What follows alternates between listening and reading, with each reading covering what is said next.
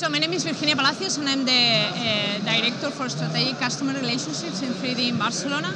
And what I do is work with customers to understand which are the requirements that they have for the system that we are building and the materials that we are building. And then later to validate that what we have done is meeting their requirements and getting feedback for the roadmap of solutions for the upcoming years for HP. Yeah, so something that is very important for us is the focus on verticals. So up to now, the 3D printing industry has been all around prototyping, and the needs are similar around the industries. When you start thinking in final part production, you need to really think in verticals. They need different materials, they need to meet different regulations. So having a show that focuses in different verticals and we can tailor the needs to the different types of customers was very important for us. And of course, a show in Barcelona is very important for HP. All the development of the new 3D printing has been done in Barcelona. Technology was invented here, and the company is doing a heavy investment here. So we want to facilitate Barcelona as a center for additive.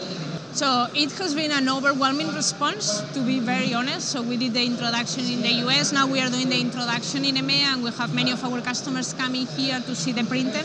And if you talk to customers and you talk on what has been the barriers for adoption up to now, many of them talk about the speed, talk about quality control, talk about repeatability, and many of those things are what we are addressing with our initial machine.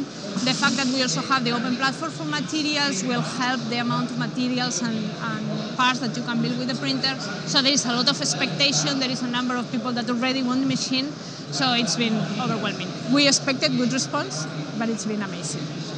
Yeah, something that I think it's important is that we have two different areas. The area more for the makers, people that are starting to play with 3D printing that have one range of machines, and then one area that is more for professionals.